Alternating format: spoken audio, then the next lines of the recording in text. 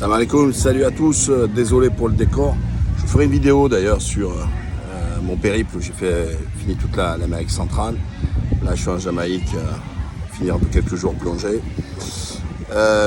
Moi à venir sur l'histoire du Qatar, j'ai toujours été très critique vers le Qatar parce que je trouvais qu'il faisait un peu trop les toutous. Alors après c'est vrai que c'est un petit peuple de 150 millions d'habitants qui a besoin de se protéger, qui a besoin de sa sûreté, surtout avec ses voisins gourmands comme l'Arabie Saoudite, tout ça, etc.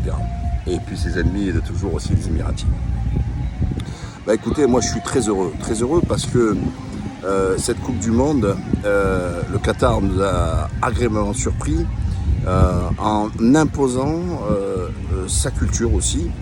Et quand d'aucuns disent chaque fois, ouais, bah attendez, en France, à Rome on fait comme les Romains, puis en France on doit respecter notre culture. Alors déjà, vous n'avez rien compris. En France, quand vous montrez du doigt des gens, c'est des Français, au même titre que vous, c'est pas des étrangers.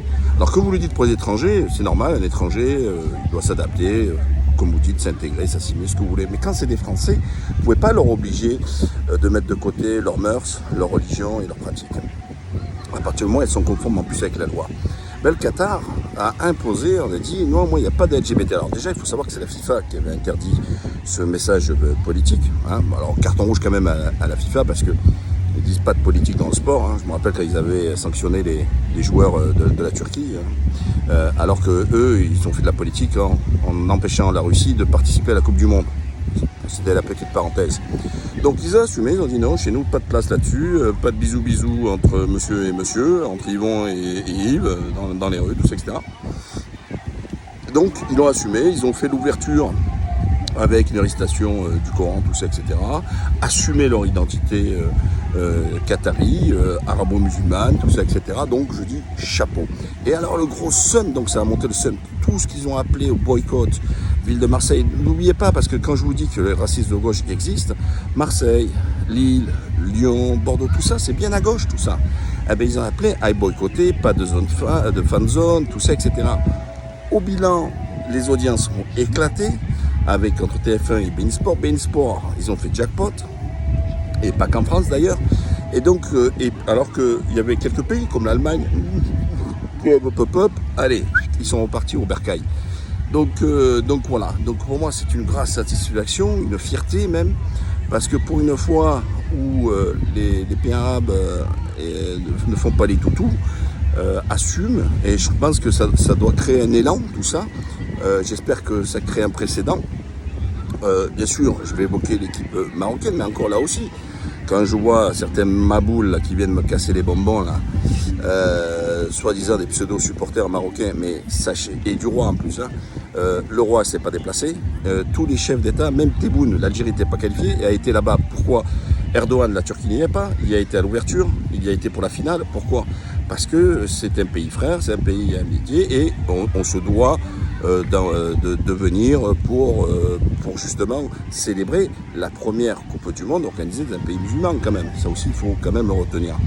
Et le roi, alors que son équipe a fait vraiment un parcours extraordinaire, il ne s'est pas déplacé. Alors les mecs se contentent qu'il a circulé en voiture dans Rabat et c'est la fin du monde.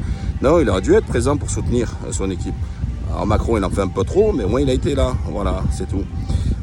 Et puis les accords qu'il y a eu entre Israël, alors c'est pas le fait de parler à Israël, c'est le fait qu'il y a eu des accords militaires avec Israël et le fait qu'Israël soutient l'histoire du Polisario, etc. Donc vous voyez, c'est pas anodin. On a depuis des mois, et vous savez que j'étais en Israël il n'y a pas longtemps et en Palestine, combien y a-t-il de morts des attaques sur les Palestiniens et pas une déclaration du roi du Maroc pour condamner, etc. Ils vont dire oui, la Turquie n'a fait que ça. Donc elle a eu de cesse, et dernièrement encore, Israël a demandé que la Turquie livre les membres du Hamas et la Turquie a refusé. Donc là-dessus, zéro problème. Et donc les joueurs, au contraire, comme une majorité du peuple marocain, n'est pas d'accord avec cette position politique. Et ils l'ont fait savoir en mettant le drapeau palestinien à côté du drapeau marocain et chaque fois en soutenant la Palestine, etc. Donc vous voyez bien que n'essayez pas de m'associer loin avec l'équipe du Maroc, ça n'a rien à voir avec l'équipe du Maroc. Elle a été exemplaire et elle a marqué au contraire ses différences et son opposition avec le roi là-dessus, quoi que vous en dites. Voilà, donc ça c'est une réalité. Voilà. Hein. J'ai pas cherché moi une dépêche AFP où je vois le roi du Maroc qui condamne tous les nombres de meurtres qui sont faits en Israël. Enfin, le Qatar a prouvé aussi qu'en France on était incapable d'assumer une finale de Coupe d'Europe où ça s'est parti en chiffon, etc. Zéro problème d'insécurité, ça a été bien tenu. Bien sûr, le Qatar n'était pas armé pour pouvoir s'occuper de la sécurité et appelé notamment, il y a plus de 5000 soldats turcs qui sont venus pour faire le maintien de l'ordre et ça s'est très bien passé. Il n'y a pas eu d'incident, il n'y a pas eu d'attaque raciste ou autre, ça a été festif, ça a été jovial et ça met le seum à beaucoup. Hein, et je suis content, notamment aux identitaires, parce que c'est un pays arabe qui a été capable de faire un travail d'arabe, parce que le vrai travail d'arabe, c'est un travail d'art, c'est pas un travail comme eux ils disent pour aller nettoyer les chiottes et compagnie. Donc pour moi j'y vois que du bonheur, ça reste du sport certes, mais c'est un événement mondial qui impacte, vous voyez, moi je suis en Jamaïque, il y avait le match et tout, etc. Et tout. Donc il n'y a pas un pays que j'ai fait en Amérique centrale, etc., où la Coupe du Monde n'était pas au cœur des débats et justement vue, etc. Donc on parle en milliards de personnes, donc je dis chapeau au Qatar là-dessus. Bon, j'ai pas touché de chèque, hein, parce que quand je les massacre, notamment sur le fait d'être intervenu en Libye, tout ça, etc., sans pitié. Mais je suis quelqu'un de juste, donc quand c'est bien, c'est bien. Et donc là, je dis bravo le Qatar. C'est un 10 sur 10 sur tous les points. Et c'est fabuleux. Voilà, donc moi je suis très heureux. Au fait, je suis bloqué encore sur Facebook, hein. Donc vous pouvez la partager, la vidéo, et faire savoir aussi que je suis bloqué encore sur Facebook. Enfin, c'est le délire total. Donc voilà, je ne cache pas ma satisfaction, je ne cache pas ma joie de voir que le Qatar a réussi cette prouesse d'organiser une Coupe du Monde, etc. Et alors là, toujours les rageux, oui, alors si tu l'as fait là-bas, c'est trop chaud, mais si tu leur mets, c'est une prouesse technique de pouvoir aussi climatiser, etc. Un stade démontable pour pouvoir l'offrir à un autre pays, mais tout ça, c'est pas mis en valeur. Hein. Ils sont allés falsifier les chiffres en parlant des 5000 morts d'accidents de travail, oubliant que c'était sur une période de 10 ans, alors que quand vous le revoyez, vous le pondérez, eh ben, en France, il y en a autant, voire plus, d'accord, de morts, sans compter le nombre d'accidents de travail.